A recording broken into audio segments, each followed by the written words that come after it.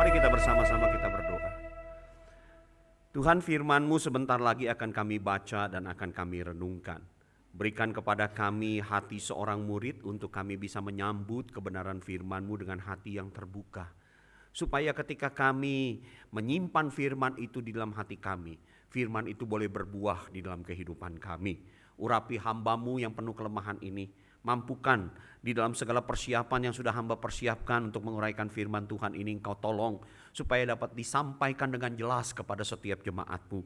Sehingga kami semua ya Tuhan yang hari ini mendengarkan firman Tuhan, beribadah di tempat ini, kami semua dibangun di atas dasar kebenaran firman-Mu yang teguh. Berbicaralah ya Tuhan, kami anak-anak-Mu siap untuk mendengarkannya. Demi nama Tuhan kami Yesus Kristus kami berdoa. Amin. Saudara, tema yang diberikan kepada saya hari ini yaitu adalah tentang berani bersaksi.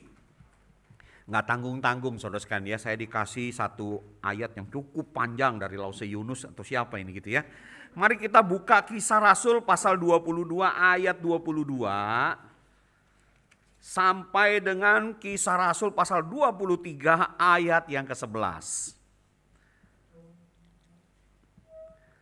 Tapi karena waktu saya akan baca sedikit lompat-lompat ya saudara sekalian ya. Mari kita baca yang pertama-tama Kisah Rasul pasal 22 ayat 22, demikian bunyi firman Tuhan. Rakyat yang mendengarkan Paulus sampai kepada perkataan itu, tetapi sesudah itu mereka mulai berteriak katanya, "Enyahkan orang ini dari muka bumi, ia tidak layak hidup." Kemudian ayat 25 sampai 29. Tetapi ketika Paulus ditelentangkan untuk disesah, berkatalah ia kepada perwira yang bertugas, "Bolehkah kamu menyesah seorang warga negara Rum, apalagi tanpa diadili?" Mendengar perkataan itu, perwira itu melaporkannya kepada kepala pasukan. Katanya, "Apakah yang hendak engkau perbuat? Orang itu warga negara Rum." Maka datanglah kepala pasukan itu kepada Paulus dan berkata, "Katakanlah, benarkah engkau warga negara Rum?" Jawab Paulus, "Benar." Lalu kata kepala pasukan itu, "Kewarganegaraan itu kubeli dengan harga yang mahal." Jawab Paulus, "Tetapi aku mempunyai hak itu karena kelahiranku." Maka mereka yang harus menyesah dia segera mundur, dan kepala pasukan itu juga takut setelah ia tahu bahwa Paulus yang ia suruh ikat itu adalah orang Rum. Pasal 23 ayat 6 sampai 11. Dan karena ia tahu bahwa sebagian dari mereka itu termasuk golongan orang Saduki dan sebagian termasuk golongan orang Farisi, ia berseru dalam mahkamah agama itu, katanya, "Hai saudara-saudaraku, aku adalah orang Farisi, keturunan orang Farisi. Aku dihadapkan ke mahkamah ini karena aku mengharap akan kebangkitan orang mati." Ketika ia berkata demikian, timbullah perpecahan di antara orang-orang Farisi dan orang-orang Saduki, dan terbagi-bagilah orang banyak itu. Sebab orang-orang Saduki mengatakan bahwa tidak ada kebangkitan dan tidak ada malaikat atau roh, tetapi orang-orang Farisi mengakui kedua-duanya. Maka terjadilah keributan besar. Beberapa ahli Taurat dari golongan Farisi tampil ke depan dan membantah dengan keras, katanya, "Kami sama sekali tidak menemukan sesuatu yang salah pada orang ini. Barangkali ada roh atau malaikat yang berbicara kepadanya." Maka terjadilah perpecahan besar sehingga kepala pasukan takut kalau mereka akan mengoyak-ngoyak Paulus. Karena itu ia memerintahkan pasukan itu untuk turun ke bawah dan mengambil Paulus dari tengah-tengah mereka dan membawanya ke markas. Pada malam hari berikutnya Tuhan datang berdiri di sisinya dan berkata kepadanya, "Kuatkanlah hatimu, sebab sebagaimana engkau dengan berani telah bersaksi tentang aku di Yerusalem, demikian jugalah hendaknya engkau pergi bersaksi di Roma." Terima kasih. Berbahagialah orang yang pembawa pemberita firman Tuhan air putih. Sebab segala upahnya itu selalu akan tercatat di sorga, kata firman Tuhan begitu ya kan. Nah saudara, saya mau tanya di sini khususnya yang masih muda-muda ya, misalnya seperti Keke ya atau apa JJ bisa bawa mobil gak? Bisa ya. Tapi bisa nggak kalau Lause kasih mobil manual? Hah? Enggak ya. Kenapa? Latihannya langsung matic. Nah, di sini siapa yang latihan mobil, latihannya mobil manual. Kalau Kobe ini sih nggak usah ditanya, dah kok Acoy gitu nggak usah ditanya ya. Coba siapa yang latihannya mobil manual yang bisa? Nah, 1, 2 ya. Tapi sekarang juga bisa loh mengendarainya. Hah? Halo, saya nanya. Siapa yang bisa bawa mobil manual? Oh iya, ya, oke ya. Nah, rekan-rekan yang pernah belajar mobil manual, ya waktu pertama kali latihan nih, belum bisa naik mobil terus latihan mobil manual, pernah rasanya gugup gak? Takut gak?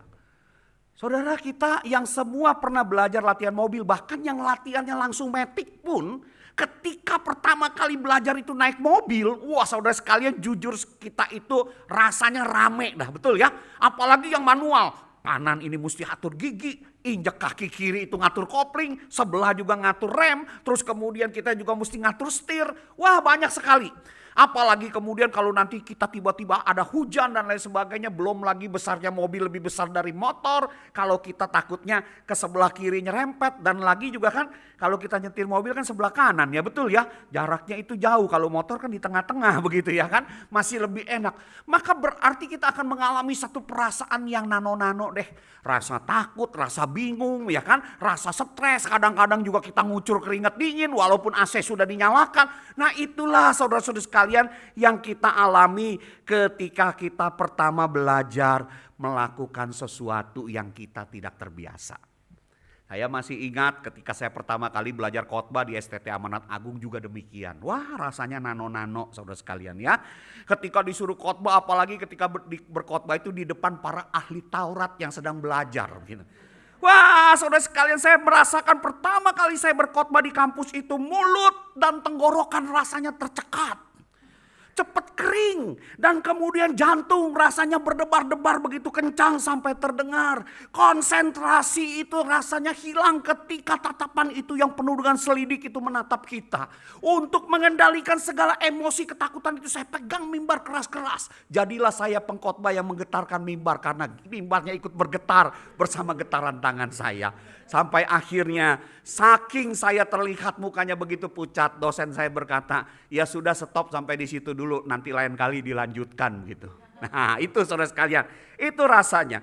Maka itu saudara sekalian, berbicara tentang sebuah keberanian, maka saya mau katakan kalau kita berbicara tentang sebuah keberanian, bertumbuhnya keberanian dan keahlian dalam diri seseorang selalu merupakan hasil dari latihan dan kebiasaan. Setuju? Buktinya apa? Buktinya kita yang sekarang sudah terbiasa setir mobil. Nah kita sekarang ini sambil setir mobil kita bisa ketawa-ketawa, betul kan? Sambil setir mobil kita bisa makan kacang. Sambil setir mobil kita masih bisa sambil minum, bercanda, berbicara. Ya tidur sih nggak bisa sih pasti saudara ya. Itu aja yang satu kita nggak bisa lakukan ketika kita sudah terbiasa. Nah apalagi saudara sekalian kalau kita berbicara tentang yang namanya berani bersaksi. Sama saudara sekalian, keberanian bersaksi juga muncul itu karena apa? Karena yang namanya merupakan hasil dari latihan dan kebiasaan. Bahkan saudara sekalian kalau kita berbicara tentang bersaksi kita lebih bersyukur lagi. Kalau hal ini berkaitan tentang kesaksian khususnya sebagai orang percaya untuk menyaksikan kebesaran Tuhan. Saya mau katakan di situ ada kuasa Allah yang menopang. Karena ketika kita dipanggil untuk bersaksi, Yesus sendiri pernah berkata kepada kita. Ketika dia naik ke sorga dia berkata, kamu akan menerima kuasa. Kalau roh Allah itu turun atasmu dan kamu akan menjadi saksiku di Yerusalem, Yudea, Samaria sampai ke ujung bumi. Artinya saudara sekalian bagi orang yang mau melangkah untuk bersaksi, kuasa Allah ini sudah ada di dalam diri kita. Kuasa Allah itu sudah turun di dalam diri kita. Tinggal masalahnya apakah kita sudah berfungsi dan memfungsikan itu seperti yang Tuhan mau ketika kita melangkah untuk bersaksi.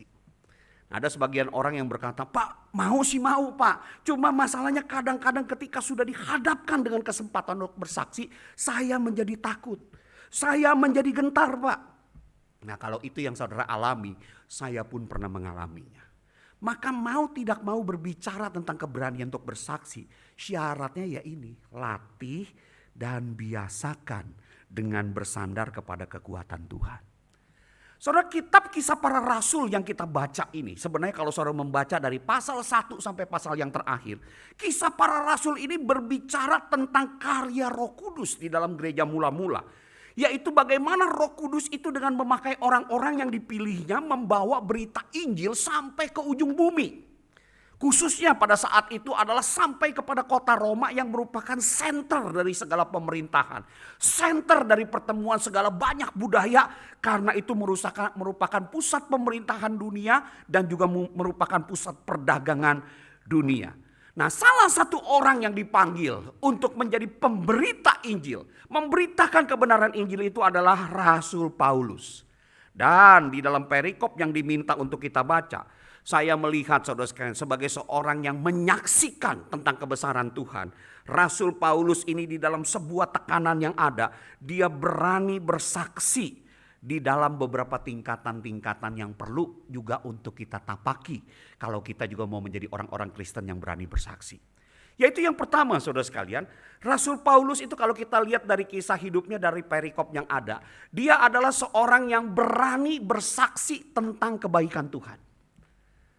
Berani bersaksi tentang kebaikan Tuhan. Kisah Rasul pasal 22 ayat 22 ini itu adalah berbicara punya latar belakang tentang bagaimana Rasul Paulus ketika dia baru kembali ke Yerusalem dari pelayanan misinya, dia ditangkap di Yerusalem. Dia diadili. Dia di sana dikatakan sebagai orang yang menyebarkan kepada berbagai negeri untuk tidak lagi mengikuti Taurat, untuk tidak lagi mengikuti adat istiadat orang Yahudi. Karena apa? Keselamatan itu bukan karena kita melakukan Taurat, melainkan karena kasih karunia di dalam diri Yesus Kristus. Nah, orang-orang ketika melihat Rasul Paulus itu masuk ke Yerusalem dan tahu inilah orang yang menyebarkan ke berbagai negeri tentang keselamatan itu di dalam Kristus, bukan lagi lewat dengan melakukan Taurat, menangkap dia.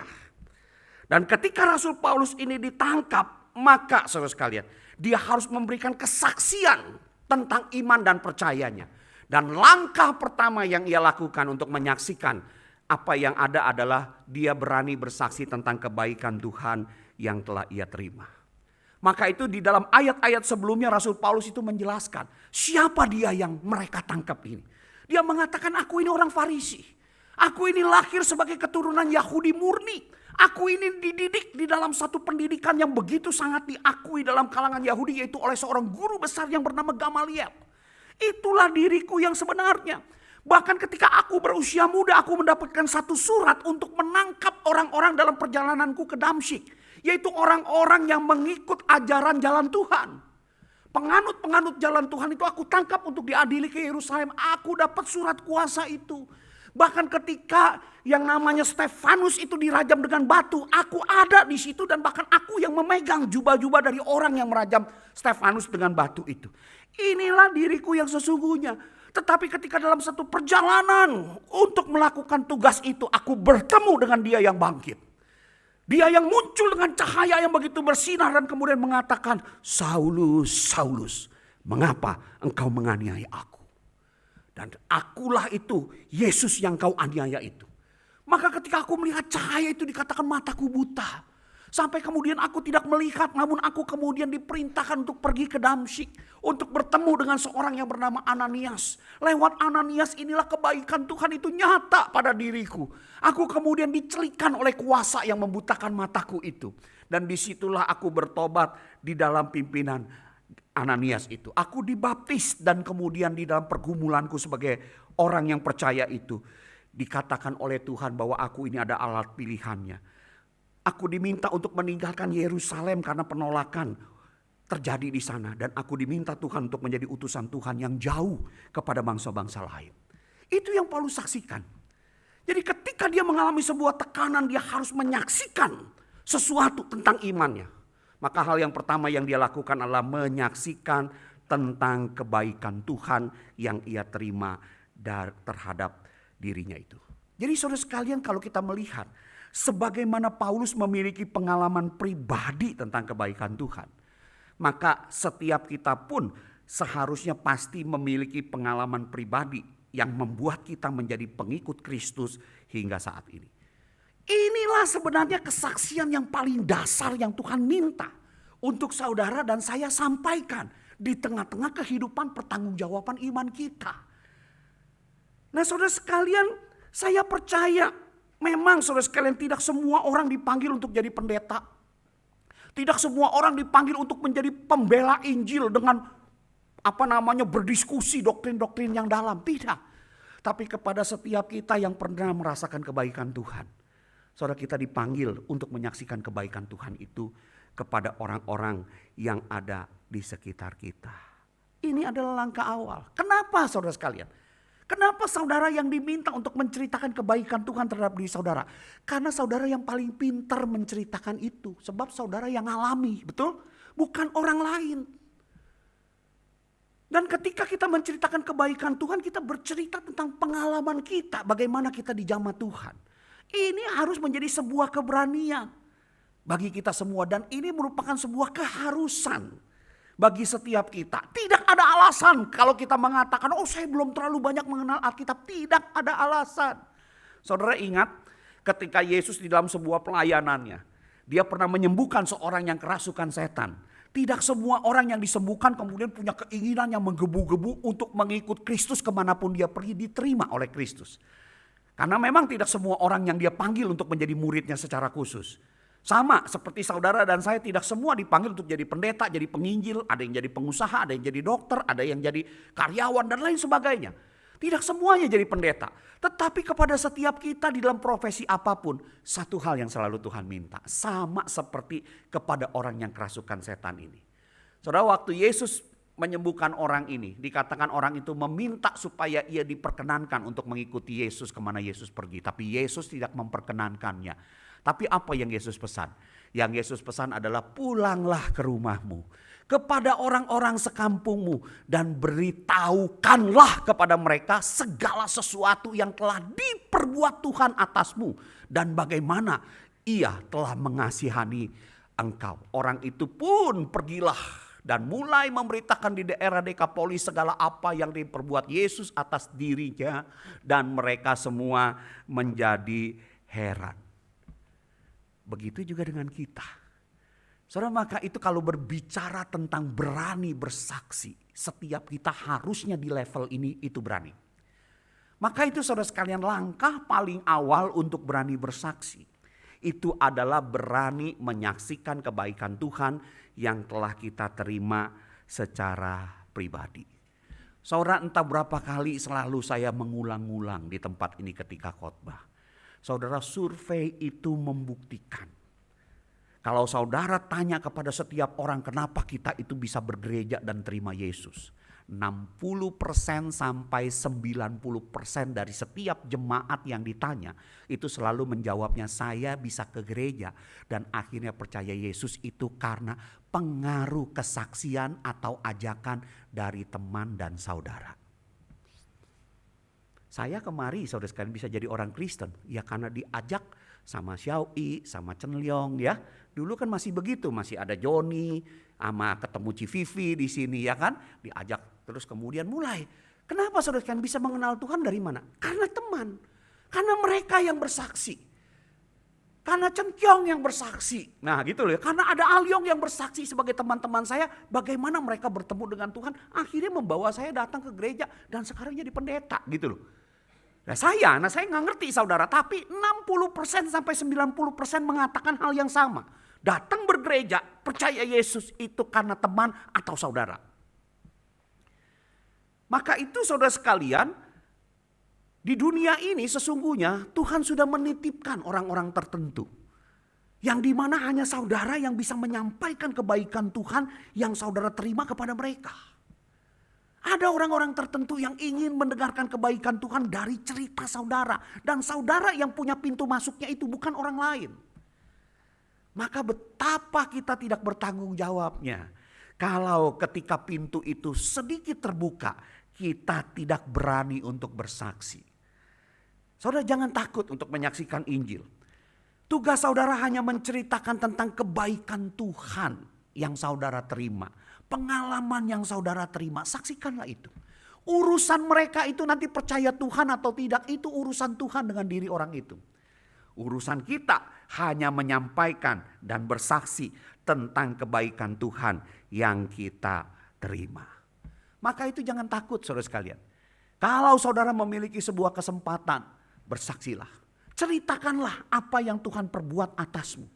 Saudara, itu adalah sebuah cerita yang tidak bisa digugat oleh siapapun. Karena apa? Saudara yang alami. Saksikanlah itu supaya mereka bisa menjadi heran atas segala kebaikan Tuhan yang sudah kita terima. Itu langkah pertama saudara sekalian. Nah tetapi saudara sekalian, kalau saudara melihat ketika Rasul Paulus menyaksikan segala sesuatu tentang kebaikan Tuhan yang ia terima, saudara sekalian, jelas kita melihat kesaksian itu pun tidak diterima.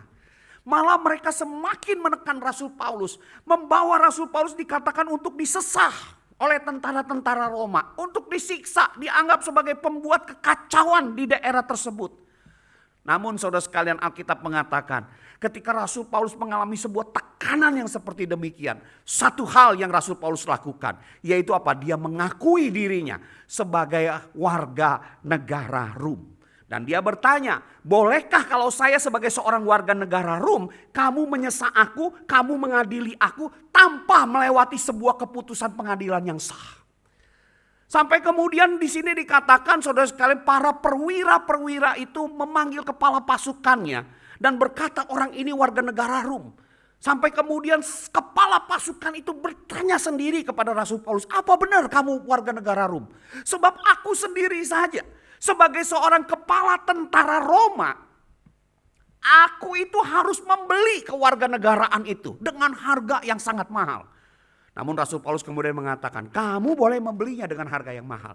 Tapi aku menjadi warga negara Roma karena kelahiranku. Bukan karena membeli itu. Jadi saudara sekalian, saudara lihat nih pola yang kedua. Ketika tekanan itu semakin dekat, Rasul Paulus itu kemudian berani bersaksi dengan anugerah Tuhan. Warga negara Roma yang ia miliki di dalam sebuah kondisi yang ditekan dalam satu kondisi kesaksiannya, itu adalah satu anugerah Tuhan yang melekat di dalam dirinya, betul?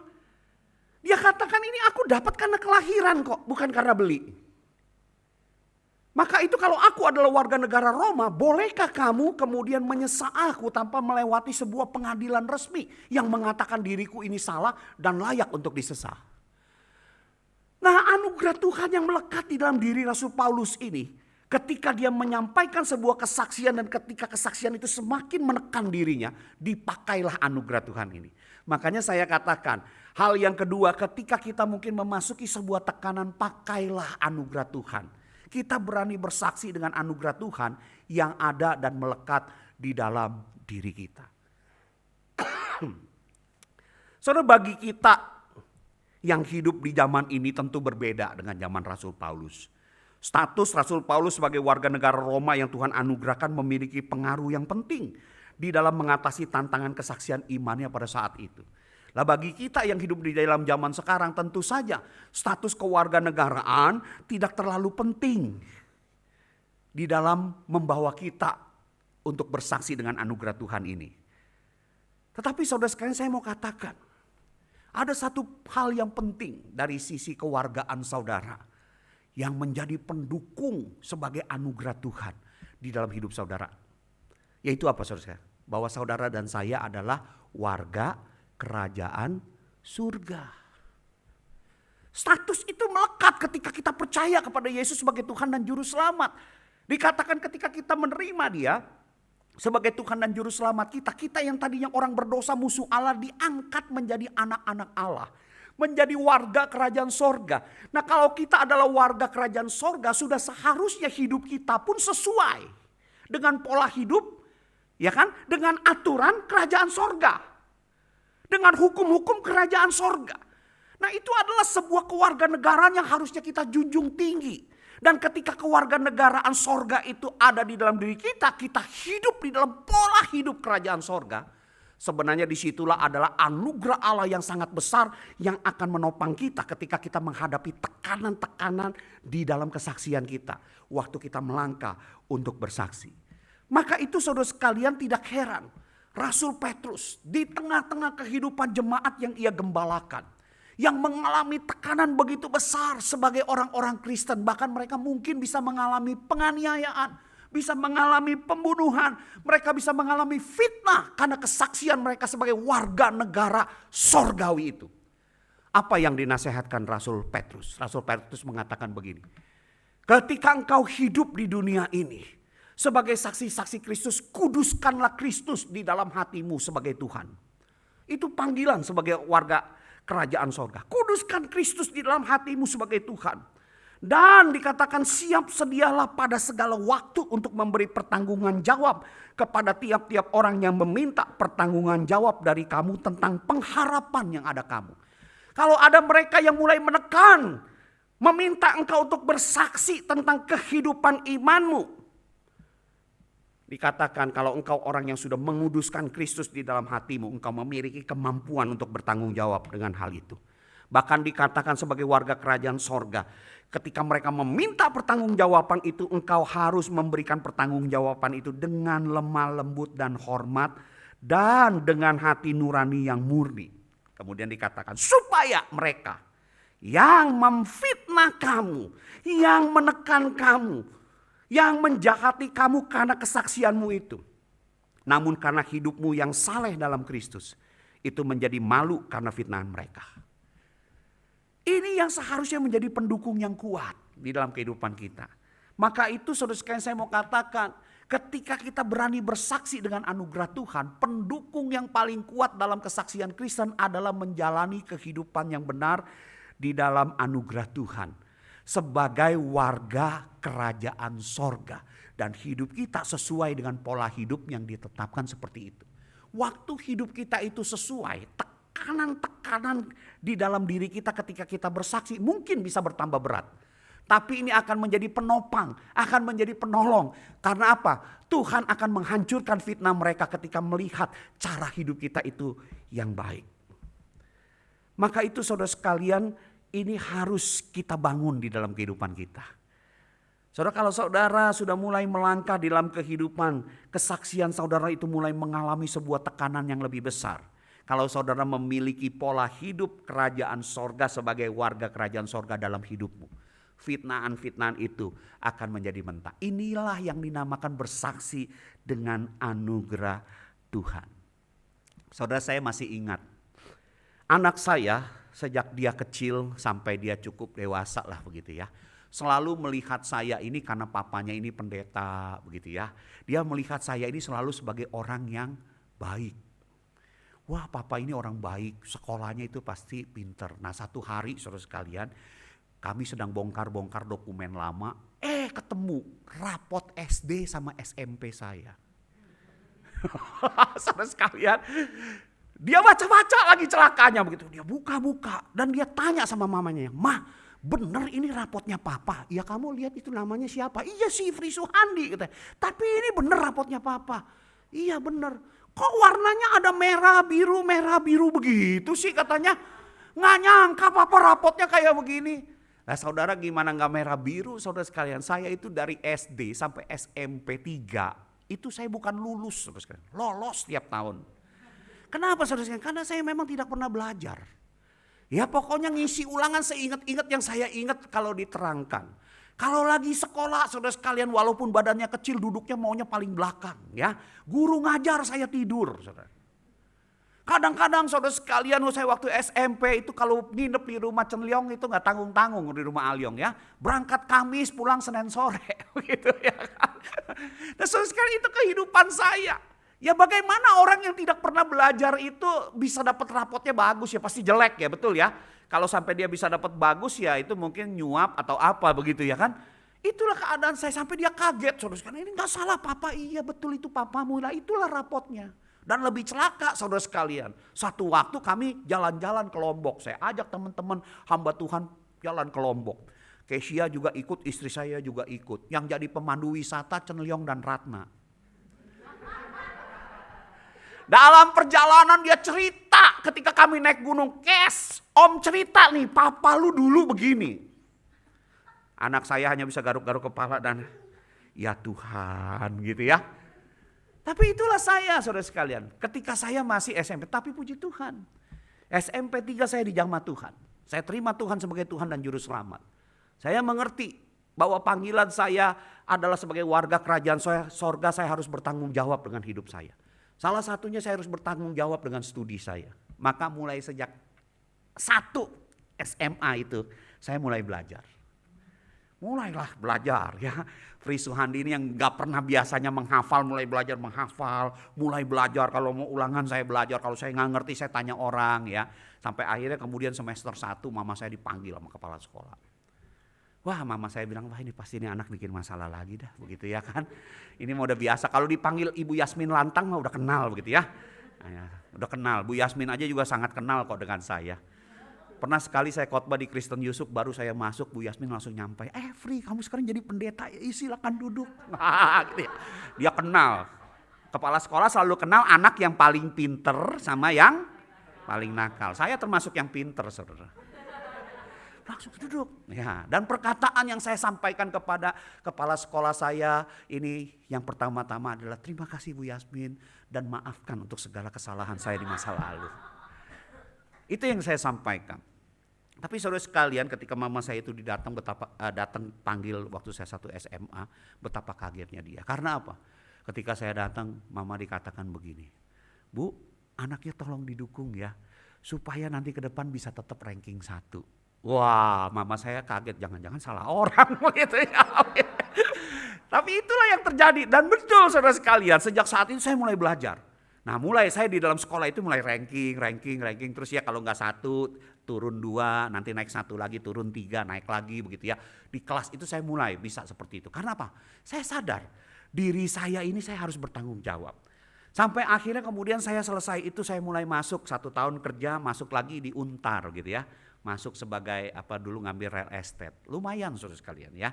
Ada 6 semester karena waktu itu masih D3. Dari semester 1 sampai semester 5 saya selalu dapat beasiswa. Jadi hanya bayar 1 kali di semester 6 saja sama uang pendaftaran pertama. Dapat beasiswa karena apa? Termasuk 3 besar di dalam angkatan begitu ya. Nah, itu yang saya dapat, ya bersyukur juga gitu ya. Nah, kalau di Untar itu biasanya kalau kita itu dapat beasiswa kita harus bayar dulu. Beasiswanya nilainya udah dihitung, apa yang kita bayar baru dikembalikan. Nah, bersyukur saudara sekalian ya, waktu dikembalikan saya tidak kembaliin lagi ke papa saya. Karena papa saya pelit gitu ya kan. Nah, lebih baik saya beliin aja. Mama mau beli apa? Sepatu. Nih, saya ada duit. Mama mau beli apa? Baju. Saya ada duit, sampai mama saya tanya, lu jual narkoba ya? Enggak. Pokoknya mama gak usah tanya begitu ya kan. Yang mama mesti tahu, mama butuh apa? Sepatu. Ada duit. Nah, dari mana uangnya? Itu saudara sekalian, uang hasil beasiswa yang sudah dibayar sama papa saya, kembalinya tidak ke dia. Saya tidak bohongi dia kok, cuman saya tidak sampaikan saya dapat beasiswa gitu. Gitu loh. Nah, itu yang saya lakukan, saudara, puji Tuhan. Tetapi saudara sekalian, itulah anugerah Tuhan buat saya. Ketika saya hidup sebagai warga kerajaan sorga dengan pola seperti itu. Waktu saya bersaksi, mama saya itu bisa dengar Injil karena apa? Saya ditopang anugerah Tuhan yang telah bekerja dalam diri saya.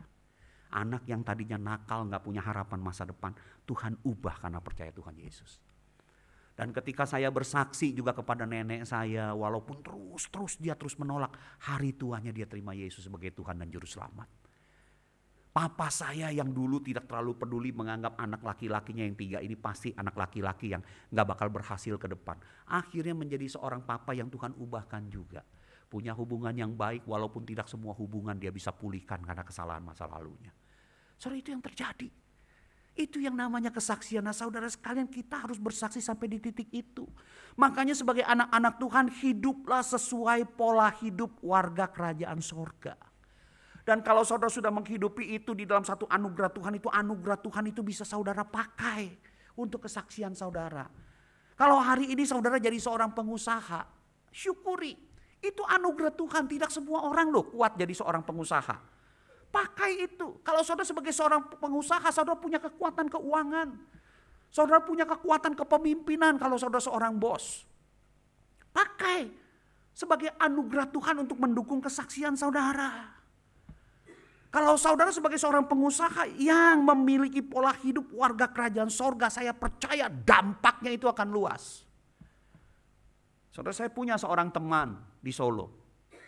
Salah seorang investor untuk Hotel Nafa yang ada di Tawangmangu. Usianya masih muda, selisih paling dengan saya ini 3 tahun lebih tua. Wah, saudara sekalian, itu luar biasa gitu. Dia seorang pengusaha Kristen yang baik. Ya, salah satu yang dia lakukan saudara sekalian apa saudara? Dalam usahanya. Wah, kami di Solo itu kalau untuk pendidikan itu supaya bisa bangun dulu ada arisan. Dia beli arisan banyak-banyak. Nanti kalau pertemuan arisan setiap 6 bulan dia bagikan. Kartu undangan arisan kan satu nomor dapat satu orang untuk makan di restoran. Dibagiin ke karyawannya. Makanya kadang-kadang saya agak heran. Kenapa setiap kali arisan Kalam Kudus, maaf ya, kok banyak wanita-wanita yang berkerudung. Gitu loh. Kumpul beberapa meja begitu ya. Mereka melihat, mengawasi tindak tanduk kehidupan sekolah Kristen seperti apa. Lah ternyata karyawannya dia. Saya tanya sama dia, kok kamu undang karyawanmu seperti itu? Iya. Ya mumpung saya punya kekuatan seperti ini, biarin mereka datang nikmati restoran sambil mereka melihat kehidupan Kristen itu seperti apa di tengah-tengah sekolah Kristen. Dan tahu gak Pak Afri, sebagian dari mereka mengatakan saya bersyukur loh bisa lihat. Kenapa?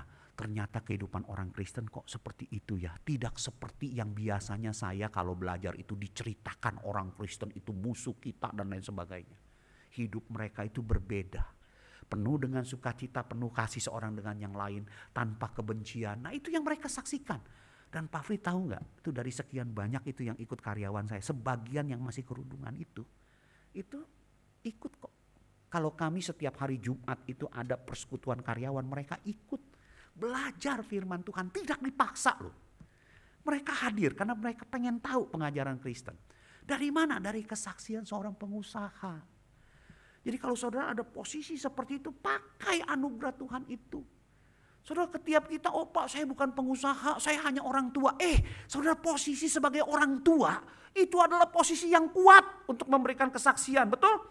Kalau saudara jadi orang tua yang sekalipun sakit tidak pernah mengeluh, tetap bersyukur, penuh sukacita, tidak ngomel-ngomelin anak, baik dengan menantu. Oh saudara sekalian, ketika saudara itu memanggil menantu, memanggil cucu-cucu kita punya posisi yang kuat untuk bersaksi tentang firman Tuhan. Bersaksi tentang Injil, itu anugerah Tuhan, pakai. Yang paling penting dalam hidup saudara, apapun kondisi saudara, saudara menghidupi pola hidup warga kerajaan sorga. Itu memiliki kekuatan yang luar biasa. Saudara, saya pernah ada dengar seorang karyawan begitu ya, anak Tuhan yang baik. Satu hari saudara sekalian dia kerjanya itu sebagai dulu marketing. Sudah mulai tinggi jabatannya ya. Asisten manajer marketing begitu. Biasanya mendampingi orang-orang dari luar ya. Bosnya itu kalau dampingi kalau ada tamu dari luar dampingilah untuk supaya dikasih kasih makan, didekati lah begitu, entertain. Nah, satu waktu saya tanya, "Loh, kok kamu dari asisten marketing malah pindahnya sekarang diangkat jadi manajer purchasing, jadi pembelian, dulu penjualan sekarang pembelian." Terus dia cerita, "Iya Pak Fri, karena bos saya yang pindahin." "Loh kenapa bisa terjadi begitu?" "Iya, dulu ketika saya jadi asisten manajer marketing, saya suka dampingi orang-orang tamu dari luar, tamu dari China, tamu dari Jepang. Ya, kalau sampai batas mereka hanya makan-makan, minta dituangkan arak dan lain sebagainya, saya bisa mendampingi. Nah yang repot biasanya kadang-kadang ada sebagian yang sudah selesai makan, minta disediakan wanita. Dan suruh saya yang cari. Di situ saya nggak bisa. Sebagai anak Tuhan saya harus tahu, saya harus hidup sesuai dengan pola warga kerajaan sorga. Dan saya di situ menolak. Beberapa yang saya tolak itu, ketika mulai meminta melangkah sampai ke situ, lapor sama bos. Bos 1-2 kali pernah menegur saya. Dan saya berbicara dengan konsisten, "Maaf bos, kalau untuk sampai di level itu saya tidak bisa melakukannya. Karena saya seorang Kristen." Maka bos saya kemudian mengatakan, "Ya udahlah kalau begitu lu gua pindah aja." Gitu ya. Saudara, dipindah langsung diangkat jadi manajer, tapi manajer pembelian. Saya pernah tanya sama bos, kenapa saya dipindahin bukan turun jabatan malah naik? Iya, lu orang yang jujur. Gua tahu lah kalau lu nanti jadi manajer pembelian, kira-kira uang gua agak sedikit aman. gitu ya. Agak sedikit aman, karena apa? Dia merasa orang ini orang yang konsisten dengan kebenaran. Ya walaupun kita nggak tahu ya, apakah nanti di dalam cobaan tentang uang, cobaan tentang wanita dia bisa berhasil, tentang uang apakah dia berhasil, ya itu anugerah Tuhan. Kalau dia hidup sesuai dengan pola kerajaan sorga, saya percaya kesaksiannya luar biasa. Ya sampai saat ini bosnya masih sangat percaya. Bahkan dia mengatakan belakangan ini bos kalau lagi ada masalah di keluarga nyarinya saya. Gitu loh ya. Aduh ada masalah sama istrinya suka sharing-sharing sama saya karena umur kami katanya tidak jauh berbeda. Dia suka sharing soal pendidikan anaknya dan lain sebagainya. Ya dengan saya kalau lagi ada masalah begitu loh. Lah saya bilang berarti bagus dong, berarti kamu dipercaya. Iya gak? Kenapa? Bosmu itu tidak cari orang yang karyawannya yang dia bilang sangat baik yang bisa menyediakan wanita juga bagi ininya. Ya karena apa? Ya hidupmu kayak begitu, ngapain aku minta nasihat sama orang seperti itu? Kan begitu saudara sekalian. Nah itu satu kesaksian yang kuat. Maka saudara sekalian hidup dalam pola hidup warga kerajaan sorga. Dan pola hidup warga kerajaan sorga ini modal yang besar untuk apa? Berani bersaksi dengan anugerah Tuhan. Dan yang terakhir saudara sekalian. Ketika Rasul Paulus sudah melakukan hal seperti itu pun pergumulan kesaksian, tekanan bagi kesaksiannya tidak berhenti. Tetap terjadi dia dibawa ke sebuah pengadilan oleh orang-orang Farisi dan orang-orang Saduki itu. Maka apa yang dilakukan saudara sekalian ketika Rasul Paulus berhadapan dengan para orang Saduki dan orang Farisi yang mengadilinya ini. Dia tahu, dia punya hikmat. Maka dia mulai masuk ke dalam satu keberanian bersaksi yang lebih dalam lagi. Dengan tekanan yang lebih berat lagi yaitu apa? Dia berani bersaksi dengan hikmat Tuhan. Waktu dia lihat orang-orang yang mengadili ini adalah orang Saduki dan Farisi. Dengan pengetahuan yang dia alami, hikmat Tuhan bekerja. Dia tahu apa yang harus dia jawab. Maka itu saudara sekalian Rasul Paulus itu kemudian menjawab.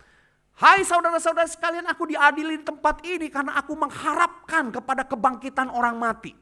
Maka aku diadili di tempat ini. Maka terpecahlah masa di tempat itu. Karena apa saudara sekalian? Karena orang-orang Saduki adalah orang-orang yang tidak percaya kepada kebangkitan orang mati. Orang Saduki tidak percaya dengan malaikat dan roh-roh segalanya. Mereka menyangkal semuanya itu. Tetapi orang Farisi menerima kedua-duanya. Maka ketika Rasul Paulus itu mengatakan aku ini seorang Farisi yang diadili oleh karena aku percaya kepada kebangkitan orang mati. Terpecahlah sebagian orang-orang Farisi yang mengakui hal itu juga mendukung dia. Sedangkan orang-orang Saduki yang tidak percaya akan hal itu makin makan dia. Maka di situ masa kemudian menjadi bertentangan. Sehingga saudara sekalian pengadilan itu tidak bisa mengadili kesaksian Rasul Paulus. Malah kemudian pasukan Roma ini membawa Paulus agar jangan dicabik-cabik untuk diadili kepada tingkat yang lebih tinggi. Yang memang merupakan rencana Allah untuk membawa sang Rasul ini pergi ke jantung pemerintahan yaitu kota Roma. Untuk bersaksi tentang Kristus di sana. Maka itu saudara sekalian dikatakan dalam kesaksian itu. Sesudah peristiwa ini dikatakan malam berikutnya Tuhan datang berdiri di sisinya dan berkata kepadanya. Kuatkanlah hatimu sebab sebagaimana engkau dengan berani telah bersaksi tentang aku di Yerusalem. Demikian jugalah hendaknya engkau pergi bersaksi di Roma. Jantung pemerintahan. Tempat di mana pertemuan berbagai budaya. Injil harus diberitakan di sana. Saudara sekalian itu yang terjadi. Rasul Paulus ketika berhadapan dengan tekanan yang besar itu dia punya hikmat. Ia tahu sebagian dari mereka termasuk golongan Saduki dan sebagian Farisi. Maka ia berseru tentang hal itu terpecahlah. Mereka tidak mampu lagi untuk mencegah kesaksian dari Paulus itu. Nah saudara sekalian hikmat Tuhan seringkali mempergunakan pemahaman seseorang untuk membelanya ketika sebagai saksi iman. Ia ditekan oleh keadaan yang menjepitnya. Roh Allah selalu bekerja. Bahkan saudara sekalian, di dalam kesederhanaan saja pun Yesus pernah berkata begini. Dan karena aku, kamu akan digiring ke muka penguasa-penguasa dan raja-raja sebagai suatu kesaksian bagi mereka dan bagi orang-orang yang tidak mengenal Allah. Apabila mereka menyerahkan kamu, janganlah kamu khawatir akan bagaimana dan akan apa yang harus kamu katakan. Karena semuanya itu akan dikaruniakan kepadamu pada saat itu juga.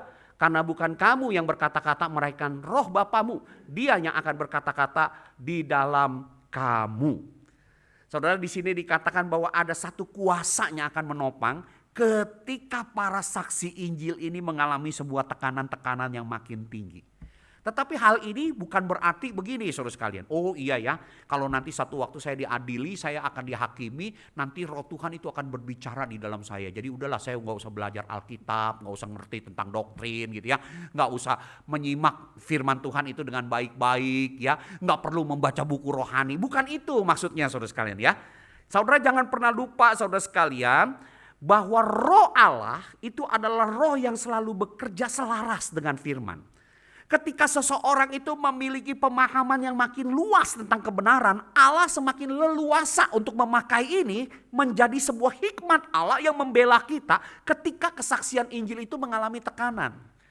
Jadi semakin saudara memiliki pemahaman seperti Rasul Paulus, dia tahu Saduki percaya ini, Farisi percaya ini, itu bisa dipakai Tuhan. Maka kita juga perlu untuk membuka keleluasaan supaya roh Allah itu bekerja makin luas di dalam diri kita dengan hikmatnya, memakai apa yang kita ketahui tentang kebenaran. Jadi bukan itu maksudnya, oh nggak usah belajar nanti Tuhan yang langsung bela. Bukan saudara sekalian, semakin banyak kebenaran yang kita pahami itu akan membuka kesempatan untuk roh Tuhan memakainya bagi pembelaan iman kita. Karena dia roh yang selalu bekerja selaras dengan kebenaran firman-Nya. Dan Tuhan, saya mau katakan, sering kali memakai apa yang kita pahami untuk menjadi sebuah jalan hikmat yang menopang dan membela kesaksian kita. Jadi pahami, berkembang di dalam hal itu. Saudara, saya masih ingat kesaksian seorang dosen saya. Dosen saya punya seorang kenalan, dia seorang yang beragama bukan sama seperti kita. Tapi dia sebagai seorang sopir, ya, bapak ini sopir. Dia itu akhirnya setiap kali menunggu majikannya, belakangan itu mulai sering membaca Alkitab. Padahal dia agamanya yang orang-orang yang tidak seiman dengan kita gitu ya. Nah saudara sekalian, di dalam kondisi seperti begitu, maka orang ini menghadapi tekanan-tekanan yang besar. Yang pertama, dia orang yang baru percaya gitu ya. Yang paling menentang, yang paling tahu itu adalah ketika sang istri itu melihat bahwa dia mulai membaca Alkitab. Nah, ini menjadi pertentangan. Pemahaman ini kemudian mulai dibicarakan di dalam sebuah keluarga besar dia, juga menjadi sebuah tekanan juga bagi dia. Dia bukan orang yang mengetahui terlalu banyak tentang doktrin-doktrin, namanya orang Kristen baru. Nah, ketika sang istri itu di dalam satu malam pernah mengatakan sebuah keberatan kepada dia. Dia berkata begini kepada istrinya, apakah aku salah kalau aku ingin belajar sebuah kebenaran yang baik untuk keluarga? Nah, hikmat Tuhan mulai berbicara nih ya, mulai memakai apa yang dia ketahui. Dia katakan begini, sebagai seorang suami, aku ingin mengasihi keluargaku itu dengan baik. Nah sekarang ini aku mulai membaca Alkitab dan aku temukan pengajaran-pengajaran yang luar biasa. Di situ aku temukan kalau sebagai seorang suami, aku harus mengasihi istriku.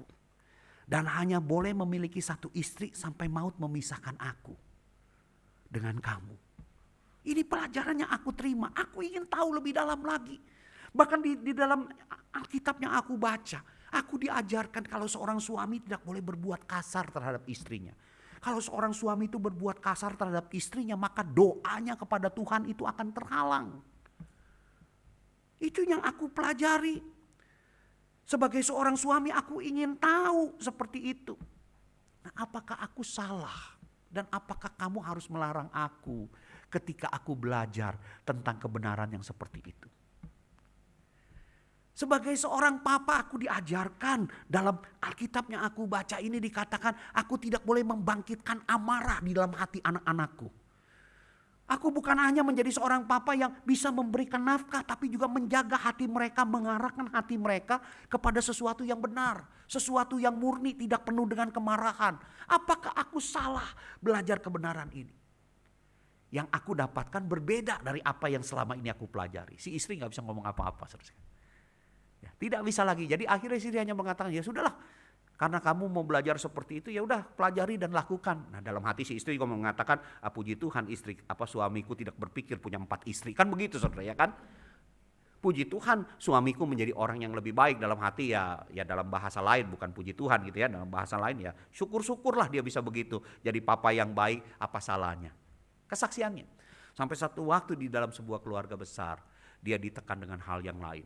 Dia juga mengatakan, apakah kamu percaya orang yang bernama Yesus ini sebagai seorang nabi di tengah keluarga besar? Mereka mengatakan, ya iyalah itu nabi. Nah terus apa salahnya kalau saya ingin belajar dari seorang nabi tentang pelajaran-pelajarannya yang agung. Yang mengajarkan kalau ada yang menyakitimu ampunilah. Sekalipun dia 7 kali sehari berbuat salah, dia datang ampuni. Jangan membalas kejahatan dengan kejahatan. Salah gak saya belajar dari seorang nabi yang seperti itu? Terpecah saudara ya. Ujung-ujungnya udah terserah kamu lah. Saudara sekalian, itu yang terjadi. Itu yang terjadi. Saudara, seorang anak juga pernah bersaksi, Pak, saya ini kan sama seperti bapak orang Tionghoa katanya. Wah, waktu saya mau percaya Tuhan itu saya juga mengalami sebuah tekanan. Karena apa? Karena papa saya mengatakan kepada saya, kalau saya jadi orang Kristen jadi orang yang buang orang tua. Itu papa saya katanya. Tapi akhirnya saya berkata kepada papa saya dengan apa yang saya tahu, loh Pak, saya justru belajar tentang Alkitab dan mau menjadi Kristen karena saya ingin belajar bagaimana supaya saya makin sayang sama papa. Makin sayang sama mama. Karena apa? Ketika saya belajar Alkitab saya diajarin, katanya suruh hormatilah ayahmu dan ibumu seperti yang diperintahkan kepadamu oleh Tuhan Allahmu. Supaya saya lanjut umur, panjang umur dan baik keadaan saya di tanah yang Tuhan berikan kepada saya. Itu yang diajarkan oleh Alkitab. Saya makanya pengen belajar Alkitab ini, pengen lebih sayang sama papa sama mama. Bahkan Alkitab saya belajar juga katanya dikatakan hormatilah ayah dan ibumu, siapa yang mengutuki ayahnya dan ibunya harus dihukum mati. Berarti Alkitab tuh ngajarin saya Pak supaya saya makin hormat sama Bapak. Kalau saya itu mengutuki papa mama saya layak dihukum mati. Itu yang saya pelajari. Bahkan Alkitab juga ajarin saya supaya saya hormati ayah dan ibumu karena itu satu perintah yang penting. Seperti yang nyata dari janji ini supaya kamu berbahagia dan panjang umurmu di bumi. Maka itu Pak saya mau belajar tentang Alkitab dan menjadi Kristen supaya saya bisa lebih sayang sama papa dan mama. Sekalipun papa dan mama memiliki kekurangan. Saudara, si papa ini akhirnya berkata, ya udah terserah lu lah. Itu aja saudara sekalian. Itu di tengah-tengah kesaksian yang menekan di dalam status sebagai seorang anak. Maka itu saudara sekalian, mari di dalam kehidupan kita ketika engkau berani bersaksi dalam level-level tertentu, kadang-kadang tekanan itu akan membawa engkau sampai ke titik ini. Di mana engkau harus bersaksi dengan mengandalkan hikmat Tuhan. Maka itu selama tekanan itu belum terjadi, berusahalah untuk menambahkan kepada imanmu pengetahuan akan kebenaran firman Tuhan. Kalau ada yang namanya pembinaan-pembinaan iman, ikut, jangan males. Kalau saudara mungkin gak punya waktu untuk ikut gereja, bacalah buku-buku rohani gitu loh. Kalau saudara suka membaca, daripada nunggu begitu ya baca buku rohani. Udah punya target lah 3 bulan 1 buku. Ya gak usah sampai 2 minggu 1 buku. Wah terlalu muluk-muluk bener gitu ya. 3 bulan 1 buku rohani.